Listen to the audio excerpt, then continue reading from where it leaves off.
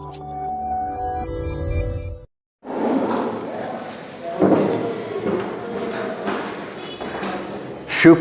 শিক্ষার্থীবৃন্দ, আসসালামু আলাইকুম। সৃষ্টি কলেজ অফ টাঙ্গাইলের অনলাইন ক্লাসের পক্ষ থেকে তোমাদেরকে স্বাগত জানাচ্ছি। ক্লিস্টেনিস নামে অ্যাথেন্সে একজন ভদ্রলোক ছিলেন। তিনি সক্রেটিসের মুখের সুমিষ্ট, তীক্ষ্ণ বুদ্ধিসম্পন্ন এবং নতুন নতুন অজানা তথ্যবহুল কথা শোনার জন্য তিনি 1 মাইল নয়, একে 7 মাইল দূর থেকে তিনি পায়ে হেঁটে হেঁটে আসতেন এই সক্রেটিসের কথাগুলো শেখার জন্য, জানার জন্য।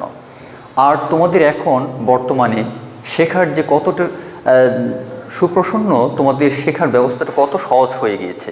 এই অনলাইনের মাধ্যমে তোমরা আজ ঘরে বসেই যে যেখানে থাকো না কেন অতি সহজেই তোমার ক্লাসের পড়াগুলো তুমি শিখতে পাচ্ছ। এই সহজ এত সুযোগ এই তথ্য প্রযুক্তির যুগে, তবুও তোমরা যদি শেখার তোমার যে স্পৃহা, শেখার জন্য যে আগ্রহ, সেই বিষয়টা যদি তোমরা যদি হারিয়ে ফেলো, তবে তোমাদের ভুলের কারণে কিন্তু তোমরা পিছিয়ে যাবে। তো আজকে আমি আশা করি তোমরা তোমাদের সময়টা নষ্ট না করে পাঠে মনোযোগী হবে। যে ক্লাসটা হোক না কেন অধিক আগ্রহের সাথে শেখার চেষ্টা করবে, জানার চেষ্টা করবে। তো এই আহ্বান রেখে আজকে আমি আমার ক্লাসটি শুরু করতে যাচ্ছি। আজকে আমি আলোচনা করব প্রোনাউন রেফারেন্স, অর্থাৎ আনক্লিয়ার প্রোনাউন রেফারেন্স। ইতিমধ্যে আমি প্রত্যেকটি বিষয় তোমাদেরকে বুঝিয়ে দিয়েছি।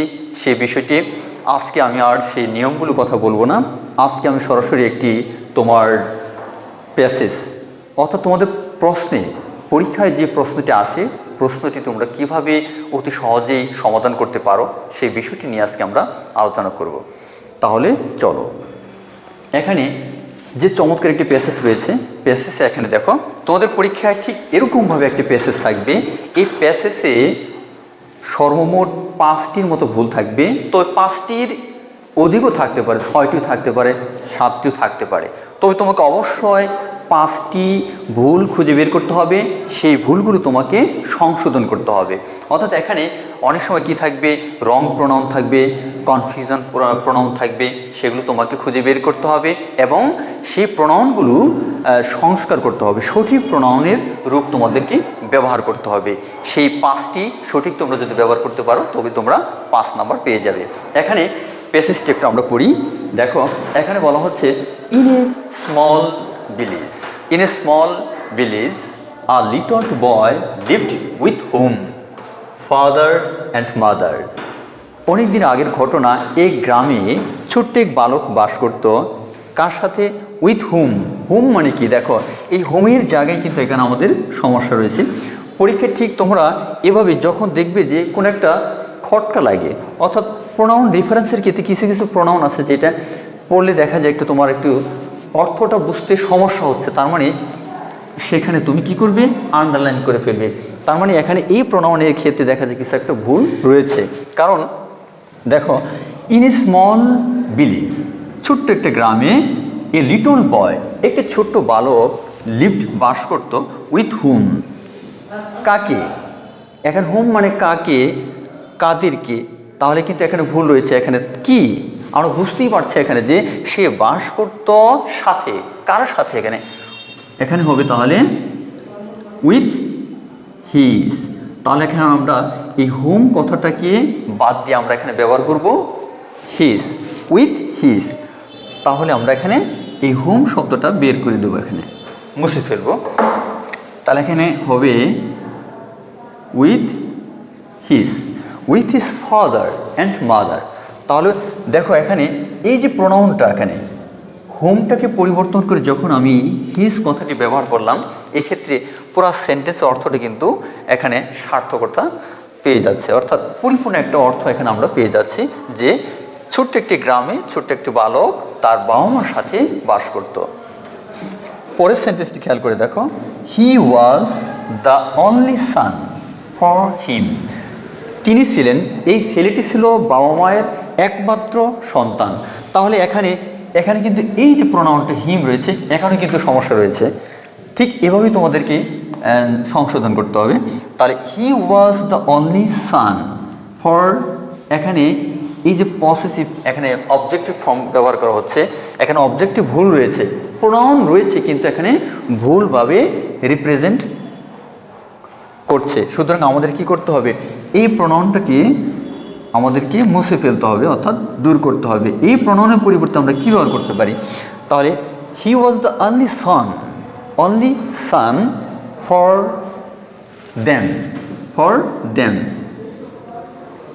তাহলে এই যে ছেলেটি একমাত্র সন্তান ছিল কাদের, ফর মানে জন্য, কার জন্য, তাদের জন্য। তার মানে এখানে কিন্তু এই দ্যাম প্রোনাউনটি ব্যবহার করা হচ্ছে, অবজেক্টিভ ফর্মটি ব্যবহার করা হচ্ছে এই যে বাবা মা, ফাদার্স অ্যান্ড মাদার্স, তার মানে তার পিতামাতার পরিবর্তে ব্যবহার করা হচ্ছে। সুতরাং এখানে হবে দেম।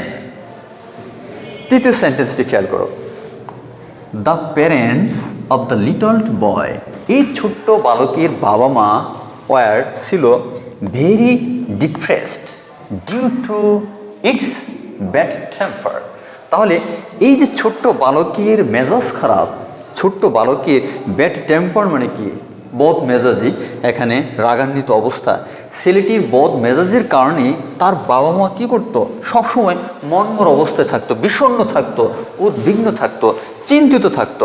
ডিউ টু মানে জন্য, কিসের জন্য, ইটস ব্যাড টেম্পার। তাহলে ব্যাড টেম্পারের জায়গায় এখানে দেখো এই যে ইটস কথাটি ব্যবহার করা হচ্ছে পজিটিভ ফর্ম। এই পজিটিভ ফর্মের কিন্তু একটি ভুল রয়েছে, এখানে ইটস পসেসিভ ফর্ম ব্যবহার করা হচ্ছে কিন্তু এটা ভুলভাবে আছে। যেহেতু আমরা জানি যে কার, ডিউ টু ইটস, ইহার বদ মেজাজের কারণে তারা উদ্বিগ্ন থাকতো, চিন্তিত থাকতো, সবসময় টেনশন করতো। তাহলে এখানে কার, ইহার পরিবর্তে আমরা ব্যবহার করতে পারি, এখানে সঠিক পজিটিভ ফর্মটি হবে হিজ। ওই ছেলেটির কথা বলা হচ্ছে, তাহলে এখানে হবে হিজ। সুতরাং ইটস এর পরিবর্তে আমরা ব্যবহার করব এখানে his, due to his bad temper. Next sentence, he use to get angry. Get angry কথাটার অর্থ রাগান্বিত হওয়া। সে অতি সহজে কি হতো, রেগে যেত।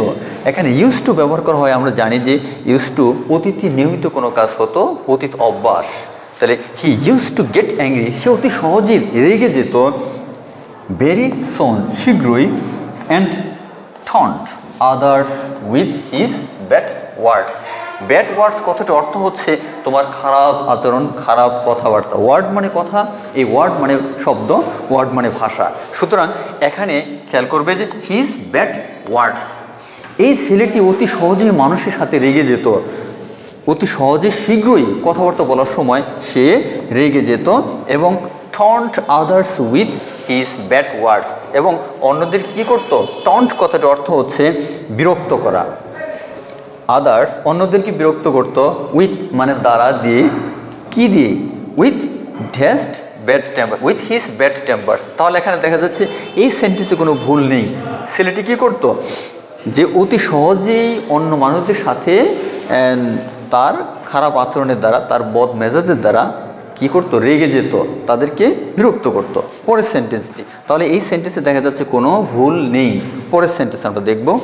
তাহলে ইতিমধ্যে আমরা কয়টা সংশোধন করেছি, 3টি, 1 2 আর হচ্ছে 3।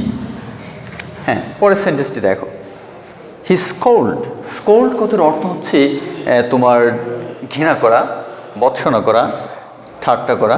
হি স্কোল্ডেড কিডস। কিডস কথার অর্থ শিশু। এই কিডস মানে ছাগল ছানা, এখানে শিশুদের কথা বলা হচ্ছে, ছোট ছোট ছেলেমেয়েদের কথা বলা হচ্ছে। তাহলে হি স্কোল্ডেড কিডস, সে ছেলেমেয়েদেরকে বিরক্ত করত, নেইভার্স তার প্রতিবেশীদেরকে, and even his friends due to anger. এই রাগ থাকার কারণে, রাগান্বিত এই বদ অভ্যাসের কারণে ছেলেটি অতি সহজে মানুষদেরকে কী করতো, ছেলে মেয়েদেরকে, তার বন্ধুবান্ধবদেরকে এবং তার পাড়া প্রতিবেশী যারা ছিল প্রতিবেশীদেরকেও কী করতো, বিরক্ত করতো। তাহলে এই সেন্টেন্সে একটি ভুল রয়েছে, দেখা যায় he scolded kids neighbours even his friends, এবং তার বন্ধুদের ডিউ টু অ্যাঙ্গার, কিসের কারণে, রাগের কারণে। এখানেও ভুল নেই। পরের সেন্টেন্সটা আমরা দেখব, he invited all worries for their parents through এখানে থ্রু মানে মধ্য দিয়ে ইট ইহা ইট বলতে আমরা এখন বুঝতে পারছি তার যে বদ মেজাজ, তার অ্যাঙ্গার, তার রাগের কথা বলা হচ্ছে। সুতরাং ইট এখানে ঠিক রয়েছে, কিন্তু এই যে দেয়ার কথাটা বলা হচ্ছে, দেয়ারের ভিতরে কিন্তু সমস্যা রয়েছে। কারণ এখানে কি বলছে, হি ইনভাইটেড, সে কি করতো, ইনভাইট কথার অর্থ আমরা জানি যে কাউকে আপ্যায়ন করা, আমন্ত্রণ করা। এখানে আমন্ত্রণটা কীরকম, হি ইনভাইটেড অল ওরিস, অর্থাৎ সমস্ত ধরনের এখানে ঝগড়া ফ্যাসাদের সে কী করতো, আয়োজন করতো, তৈরি করতো ফর দেয়ার প্যারেন্টস। কার, এখানে ফর দেয়ারের জায়গায় হবে, যেহেতু সাবজেক্টে রয়েছে এই বালকটি, ছোট্ট বালক, ছোট্ট বালকের এখানে পজিটিভ ফর্মটি ব্যবহার করতে হবে হিস। এখানে দেওয়া আছে বহুবচন দেয়ার, তাদের, তাদের হবে না, এখানে হবে তার, তার পিতামাতার কথা বলা হচ্ছে। সুতরাং আমাদের ব্যবহার করতে হবে হিস।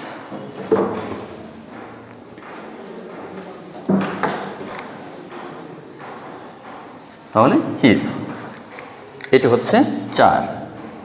এবার আরেকটি মাত্র ভুল এই অবশিষ্ট সেন্টেন্সে রয়েছে, সেটা তোমাদেরকে খুঁজে বের করতে হবে। সর্বশেষ সেন্টেন্সটা আমরা পড়ি।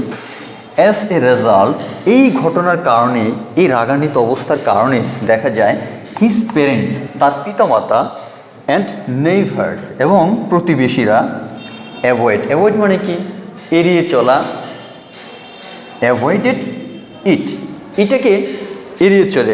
অর্থাৎ এই বদ অভ্যাসের কারণে, এই তার আচার আচরণটা খারাপ হওয়ার কারণে তার প্রতিবেশী, তার যে বন্ধু বান্ধব রয়েছে, সবাই তাকে কি করে, এড়িয়ে চলতে চেষ্টা করে।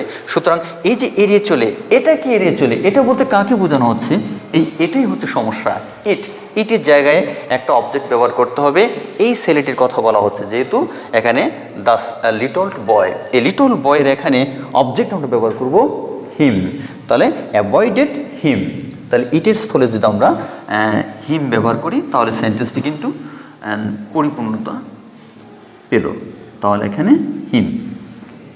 ঠিক এইভাবে আমাদেরকে কি করতে হবে, প্যাসেজটি বুঝে বুঝে তোমাকে যেখানে তোমরা পাবে কিছু তোমার এই প্রোনাউনগুলো পাবে, সেখানে তোমাকে খেয়াল করতে হবে। যে আবারও বলছি, একটি প্যাসেজটি পরীক্ষায় যখন তোমরা প্রোনাউন রেফারেন্সের উত্তর করতে যাবে, তখন প্যাসেজটি পড়ার পর তুমি যখনই পাবে এই পার্সোনাল প্রোনাউন, তারপর ডেমনস্ট্রেটিভ প্রোনাউন, তারপরে কি থাকবে রিলেটিভ প্রোনাউন, এবং তোমার আরও কিছু রয়েছে, সেটা হচ্ছে তোমার ইনডিফিনিট প্রোনাউন। এগুলো সবচেয়ে বেশি থাকে। এই বিষয়গুলো যখনই পাবে তখন তুমি আন্ডারলাইন করে ফেলবে, আর সেখানেই খেয়াল করবে কিছু না কিছু ভুল রয়েছে। তো প্যাসেজের সেন্টেন্সের অর্থ বুঝে বুঝে তোমাকে কি করতে হবে, ঠিক এইভাবেই তোমাকে প্রোনাউনগুলিকে কি করতে হবে, আনক্লিয়ার থেকে ক্লিয়ার করতে হবে, সমাধান করতে হবে। আশা করি আজকের ক্লাস থেকে তোমরা কিছুটা হলেও এই প্রোনাউন রেফারেন্স সম্পর্কে উত্তর করার যে পদ্ধতিটা সেটা জানতে পেরেছো। তো সামনের ক্লাসে আমরা অন্য একটা বিষয় নিয়ে আলোচনা করব। সে পর্যন্ত তোমরা প্রত্যেকে ভালো থেকো, সেই শুভকামনা রেখেই এখানেই বিদায় নিচ্ছি। আল্লাহ হাফেজ।